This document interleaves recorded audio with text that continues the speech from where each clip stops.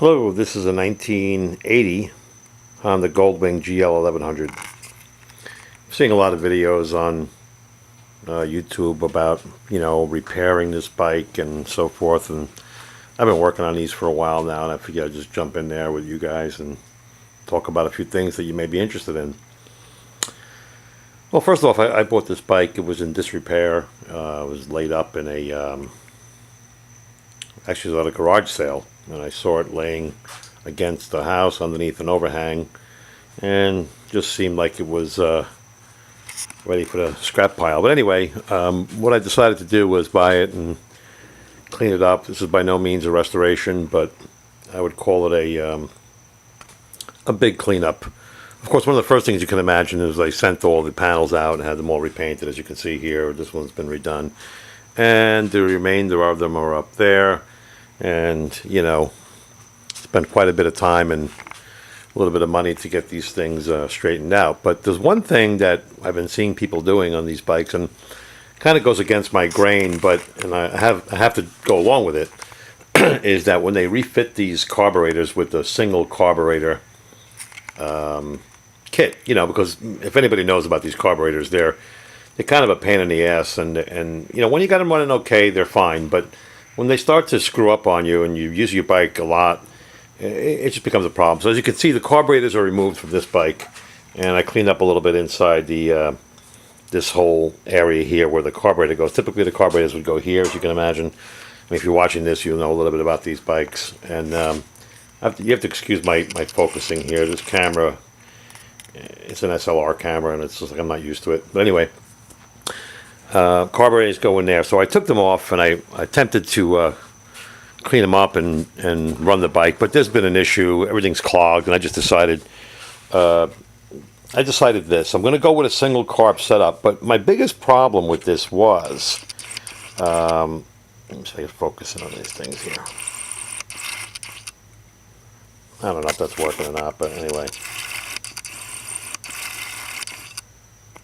Nasty focus problem. But anyway, my problem was I really liked the way the Goldwing looks with the original carbs and all that stuff. And what people are doing and buying these really shitty looking manifolds and putting a single carburetor on there, which I have no problem with the single carburetor, and I wonder why Honda didn't go that route in the first place.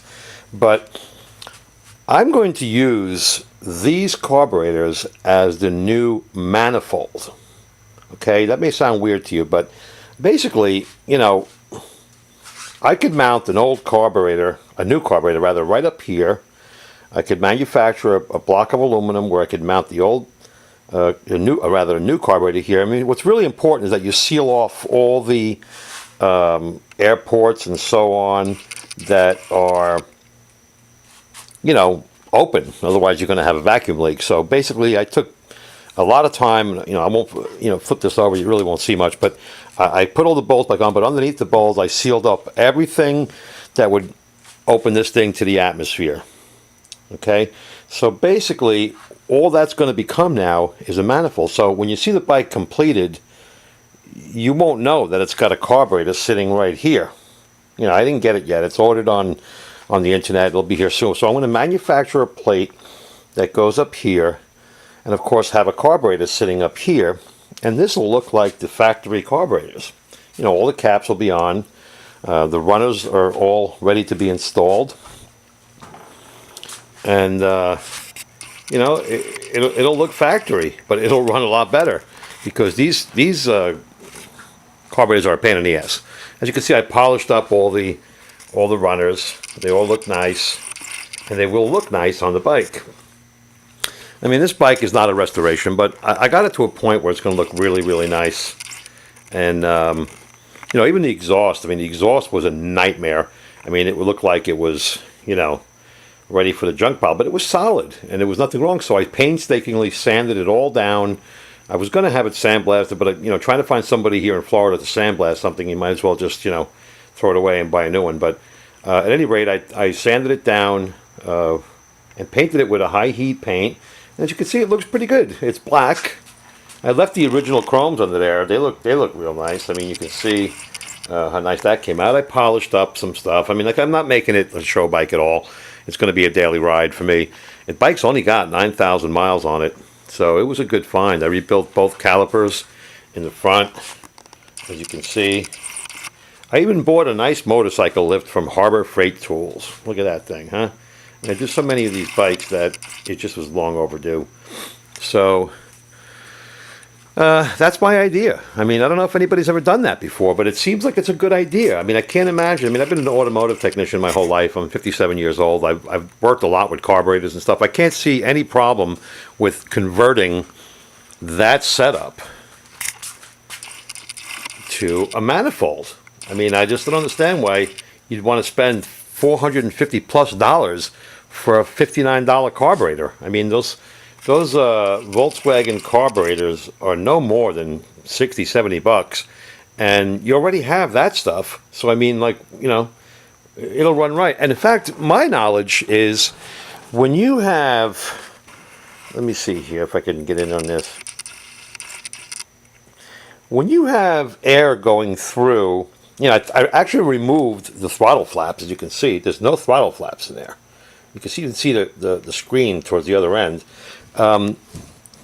If you create turbulent air going through everything, which you might, because there's some, you know, there's like, in fact, you don't even have to touch the choke because the choke is naturally open. When you apply the choke, you're actually closing the flap like that, so you don't have to do anything with the choke. I mean, you just leave it there. And everything will look factory. I mean, it'll look real nice, you know, and that's my main concern with this bike. It's such a good-looking bike that, I mean, they really overcomplicated this. They went out of their way to make these carburetors as complicated as they possibly. And again, I apologize again for this focus issue. You would think this camera, it's like a $1,000 camera. You would think it automatically would focus, but I have to push the button every time I want to focus this freaking thing. It's such a pain in the ass. Right, you would think that. Look at this. Can you believe this shit? You would think that Honda would have tried to simplify this nonsense, but they you know, 4 carburetors, you got to sync them. It's such a pain in the ass. But I'll tell you what, if you get them running right, they're great.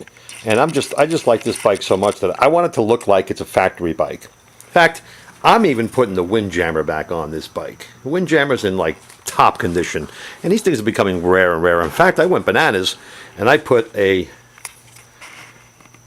new radio and speakers in there. In fact, this is one of those cool radios where you push the button and the screen comes up. That's what you want to do. Watch a movie while you're riding a motorcycle, right? But anyway, I'm not very politically correct, so I really don't give a shit what anybody thinks.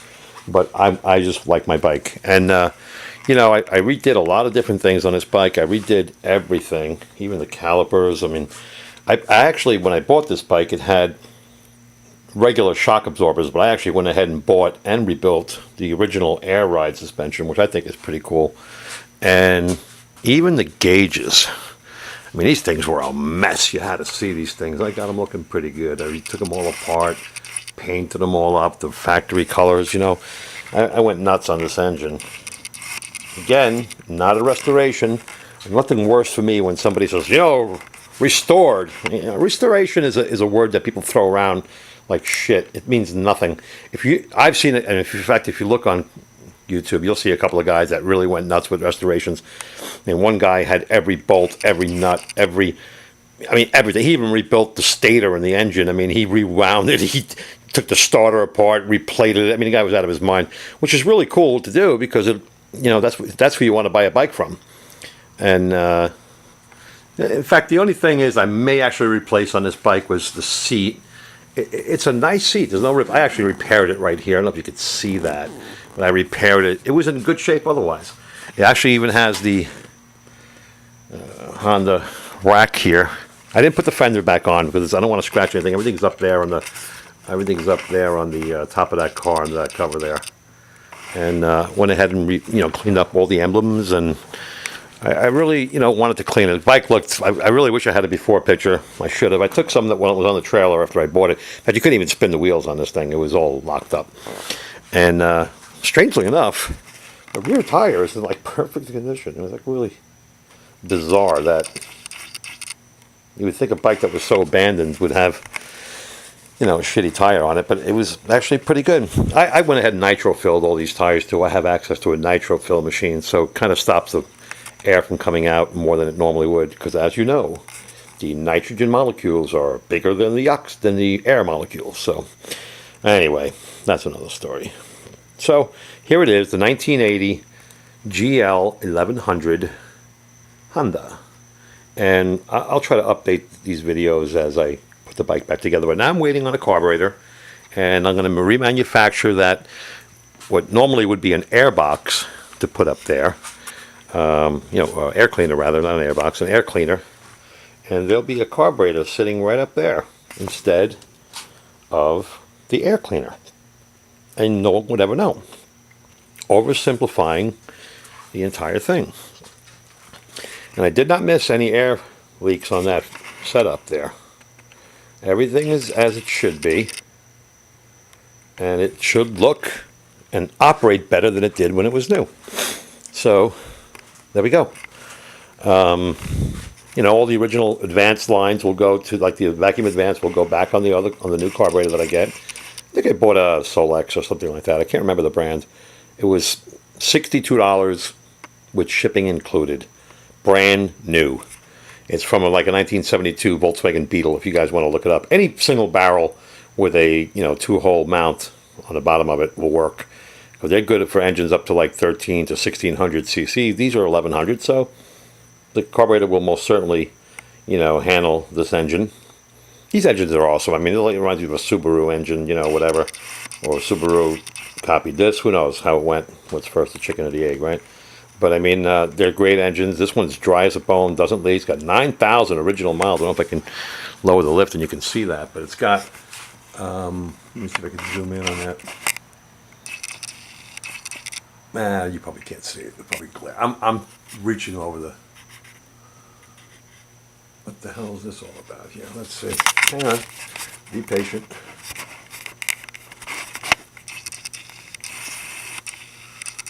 I don't know why I can't get that. Anyway, it's got 9,000 miles on it. You have to fucking believe me. But anyway, all right, that's what it's got. I put a new timing belt in there. It's got a new timing belt in there. Belts, rather. Incidentally, those belts are the same as a Honda Civic. I don't know if you knew that or not, but they are.